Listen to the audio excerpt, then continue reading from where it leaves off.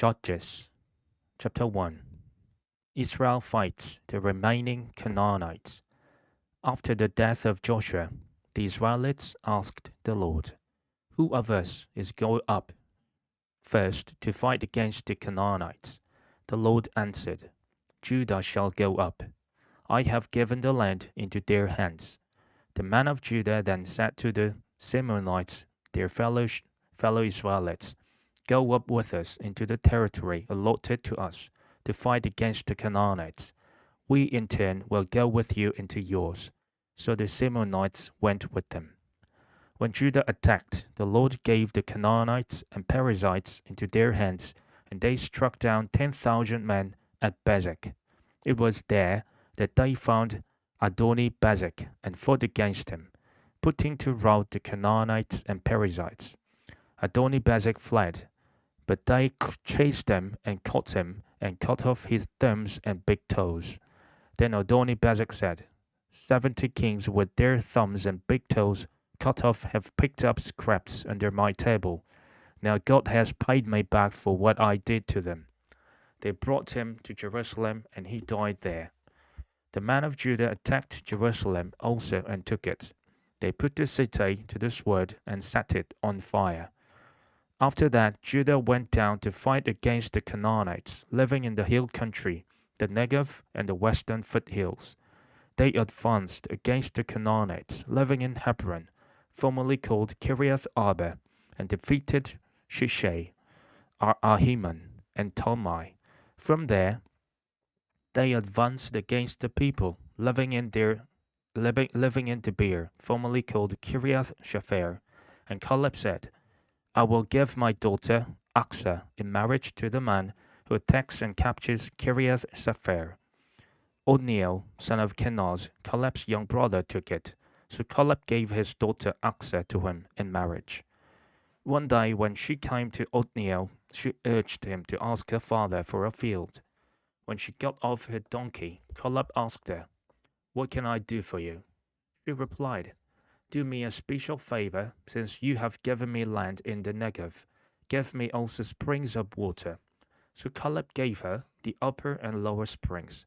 The descendants of Moses' father-in-law, the Kenites, went up from the city of Psalms with the people of Judah to live among the inhabitants of the desert of Judah, in the Negev near Arad. Then the men of Judah went with the Simeonites, their fellow Israelites, and attacked the Canaanites living in Ziphtah, and they totally destroyed the city. Therefore it was called Hormah. Judah also took Gaza, Ashkelon, and Ekron, each city with its territory.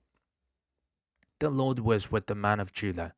They took possession of the hill country, but they were unable to drive the people from the plains, because they had chariots fitted with iron. As Moses had promised, Hebron was given to Caleb, who drove from it the three sons of Anak. The Benjamites, however, did not drive out the Jebusites, who were living in Jerusalem. To this day, the Jebusites live there with the Benjamites. Now the tribes of Joseph attacked Bethel, and the Lord was with them. When they sent men to spy out Bethel, formerly called Luz, the spies saw a man coming out of the city, and they said to him, "Show us how to get into the city, and we will see that you are treated well." So he showed them, and they put the city to the sword, but spared the man and his whole family. He then went to the land of the Hittites, where he built a city and called it Luz, which is its name to this day. But Manasseh did not drive out the people of Beth Shan, or Tamach, or Dor, or Iblim, or Megiddo, and their surrounding settlements, for the Canaanites were determined to live in that land. When Israel became strong, they pressed the Canaanites into forced labor, but never drove them out completely. Nor did Ephraim drive out the Canaanites living in Gezer, but the Canaanites continued to live there among them. Neither did Zebulun drive out the Canaanites living in Kitron or Nahalol. So these Canaanites lived among them, but Zebulun did subject them to forced labor. Nor did Asher drive out those living in Achto, or Sidon, or Ahalab, or Akzib, or Heba, or Aphek, or Rehob. The Asherites lived among the Canaanites, inhabitants of the land, because they did not drive them out.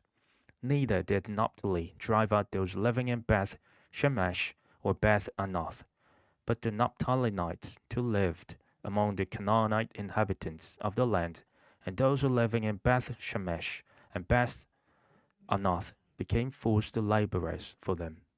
The Amorites confined the Danites to the hill country, not allowing them to come down into the plain. And the Amorites were determined also to hold out in Mount Hori, Aijalon, and Shalbim.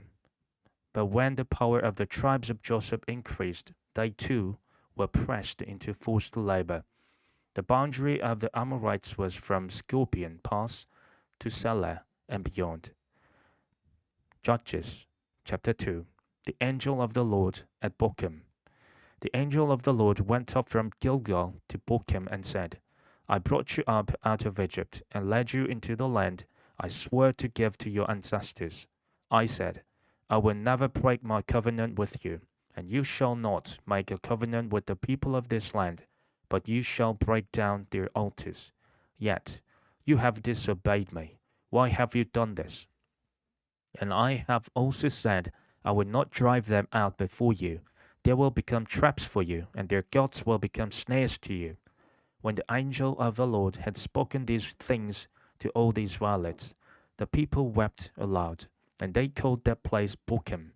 There they offered sacrifices to the Lord, disobedience and defeat. After Joshua had dismissed the Israelites, they were to take possession of the land, each to their own inheritance. The people served the Lord throughout the lifetime of Joshua and of the elders who outlived him, and who had seen all the great things the Lord had done for Israel. Joshua, son of Nun, the servant of the Lord, died at the age of 110, and they buried him in the land of his inheritance, at Timnath Heres, in the hill country of Ephraim, north of Mount Gaash. After their whole generation had been gathered to their ancestors, another generation grew up who knew neither the Lord nor what he had done for Israel. Then the Israelites did evil in the eyes of the Lord and served the Baals. They forsook the Lord and the God of their ancestors who had brought them out of Egypt. They followed and worshipped various gods of the peoples around them. They aroused the Lord's anger because they forsook him and served Baal and Ashtoreths. In his anger against Israel, the Lord gave them into the hands of raiders who plundered them. He sold them into the hands of their enemies all around, whom they were no longer able to resist. Whenever Israel went out to fight, the hand of the Lord was against them to defeat them.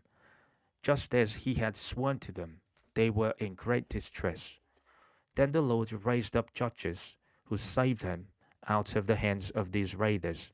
Yet they would not listen to their judges, but prostituted themselves to all the gods and worshipped them. They quickly turned from the ways of their ancestors, who had been obedient to the Lord's commands.